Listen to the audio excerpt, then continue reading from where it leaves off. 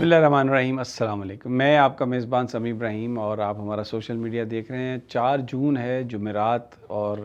رات کا وقت ہے۔ اسلام آباد میں سارا دن بارش ہوتی رہی اور موسم قدرے ٹھنڈا رہا، لیکن سیاست میں گرمی بھرپور ہے اور یہ گرمی آ رہی ہے گلگت بلتستان اور کشمیر سے۔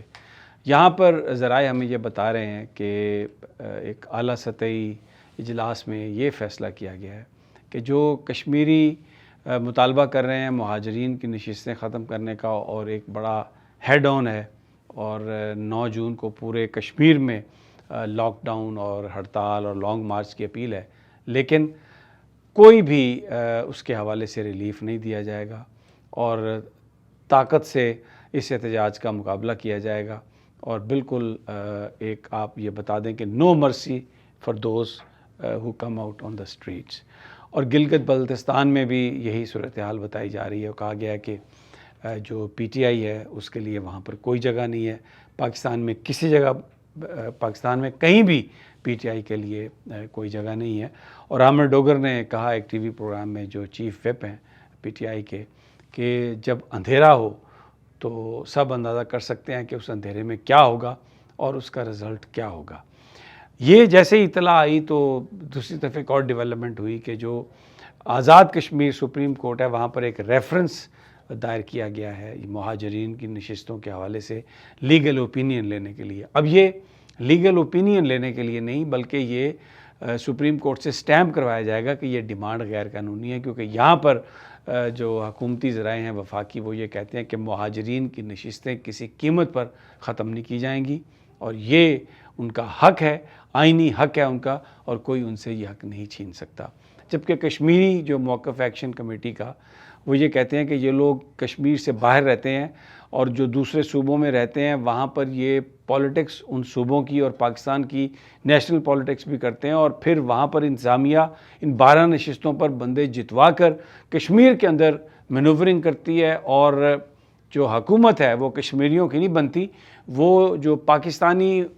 وفاقی حکومت یا اسلام آباد جو چاہتا ہے وہی حکومت بنتی ہے، اور ہمیں یہ قابل قبول نہیں ہے۔ اور ہماری بہت ساری ڈیمانڈز جو ہیں، 38 ڈیمانڈز ہیں جن پر وعدے کے باوجود عمل درآمد نہیں کیا گیا۔ اور جو پلان ہے، میں پچھلے 2-3 دنوں سے ہمیشہ آپ کو بتا رہا ہوں کہ انٹرنیشنلی اوورسیز جو کشمیری ہیں وہ بھی اس کیمپین میں ساتھ ہیں، اور لنڈن اور مانچسٹر کے سامنے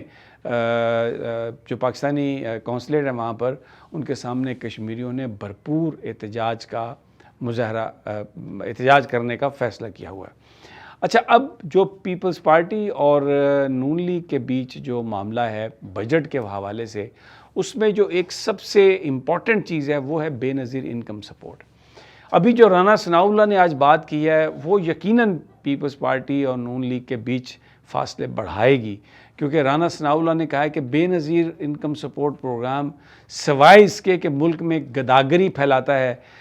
ملک میں گداگروں کو جنم دیتا ہے، یعنی فقیروں کو، بھیک منگوں کو، اس کا کوئی فائدہ نہیں ہے۔ اب یہ ایک بہت ہی ایک سویپنگ سٹیٹمنٹ ہے، اور یہ پیپلز پارٹی کا واقعی، بلکہ پاکستان کے وہ لوگ جو لاکھوں لوگ جو اس نظام سے مستفیض ہوتے ہیں ان کے لیے بھی یہ بڑا ایک سخت پیغام ہے۔ اور یہ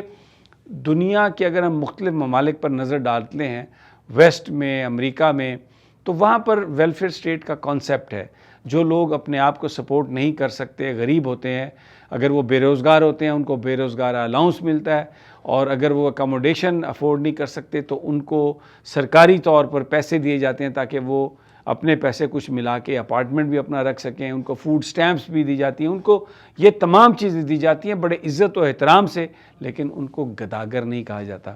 اور یہ جو گفتگو کی ہے رانا ثناء اللہ نے، اس نے یقیناً جو تلخی ہے اس کو بڑھائی ہے، جبکہ آصف زرداری صاحب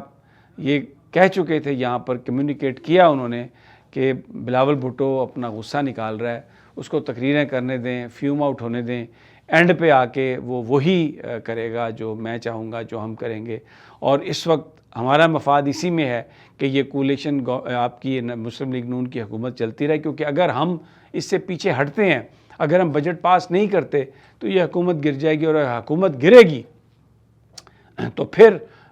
جو عمران خان کا معاملہ ہے وہ ایک بہت بڑا ایک فیئر فیکٹر ہے۔ اب جہاں تک عمران خان کی بات ہے تو جیسے ہی کہیں کوئی احتجاج بننے لگتا ہے، جس طرح اب گلگت بلتستان میں احتجاج بن رہا ہے، جس طرح اب یہ کشمیر میں عوامی ایکشن کمیٹی کا احتجاج ہے، کیونکہ پیپلز پارٹی کو وہاں پر رجسٹریشن نہیں دی گئی، بطور پارٹی اس کو تسلیم نہیں کیا گیا، اور عمران خان جو پچھلا احتجاج تھا اس میں یہ ہدایت کر چکے کہ آپ ایکشن کمیٹی کے ساتھ چلیں، تو وہ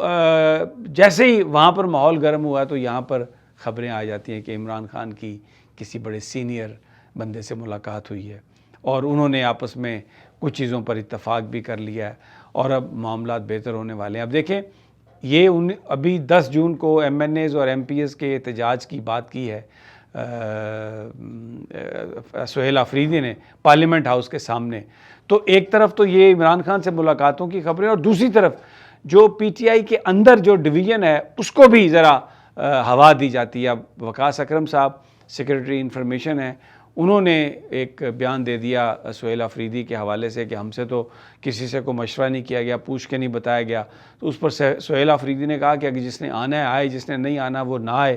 تو یہ ایم پی ایز اور ایم این ایز کا احتجاج ہے، تو اس کو جو میڈیا ہے اس کو بڑے بھرپور انداز میں اٹھا رہا ہے، خاص طور پہ جو جانو گروپ ہے یعنی جیو گروپ، اس نے تو اس کو خاص طور پر ہوا دے رکھی ہے۔ تو ایک طرف پی ٹی آئی کے اندر کے اختلافات کی بات ہوتی ہے، دوسری طرف عمران خان سے ملاقات کی بات ہوتی ہے، اور تیسری طرف حکومت کی طرف سے یہ بتایا جاتا ہے کہ نو مرسی، نو ریلیف فار تحریک انصاف، تاکہ دبا کے اور ان کو کسی طریقے سے وہ کہتے ہیں نا کیرٹ اینڈ سٹک اپروچ، کہ یہ کر کے تو ان کو احتجاج سے دور بھگایا جائے یا دور کیا جائے۔ تو یہ ایک جو ایکٹیویٹی ہے اس وقت پاکستان میں چل رہی ہے۔ اچھا، ایک اور بات بڑی انفارمیشن کہ خبریں چل رہی تھیں کہ جو وزیر خزانہ اورنگ زیب ہیں ان کے جانے کا وقت آ گیا ہے، ان کو کہا گیا ہے کہ آپ فارغ ہو جائیں گے، تو انہوں نے کہیں بات کی جا کے، انہوں نے کہا جی میں نے دسو میرے لیے کی حکم ہے؟ انہوں نے کہا آپ سے کسی نے کچھ کہا ہے؟ ہم نے آپ سے کچھ کہا ہے؟ انہوں نے کہا جی آپ نے تو کچھ نہیں کہا، لیکن وہ جو ادھر بیٹھے ہیں وزیر اعظم ہاؤس میں اور ادھر ادھر سے ان کے جو ساتھی رپورٹرز ہیں وہ یہ چلا رہے ہیں خبریں اور یہ باتیں کر رہے ہیں کہ جناب جانے کا وقت آ گیا ہے، تو میں نے دسو جب میں جانا ہے تو میں اپنا بیگ شیگ بن لواں؟ تو انہوں نے کہا آپ سے ہم نے کچھ کہا ہے؟ وہ جو کہتے ہیں ان کو آپ کہنے دیں، ہو سکتا ہے کہ وہ کسی اور کے جانے کا وقت آ جائے۔ تو اورنگ زیب صاحب جو ہیں وزیر خزانہ، بتایا جا رہا ہے کہ وہ کہیں نہیں جا رہے، وہ یہیں پر موجود ہیں، بجٹ وہ بنا رہے ہیں۔ اسحاق ڈار صاحب یہ کہہ چکے ہیں کہ بجٹ جو ہے وہ 10 تاریخ کو آئے گا، اور باقی میں نے آپ کو سب بتا دیا۔ پیپلز پارٹی اسی تنخواہ پہ کام کرے گی، اور تحریک انصاف کا اب مقابلہ ہے،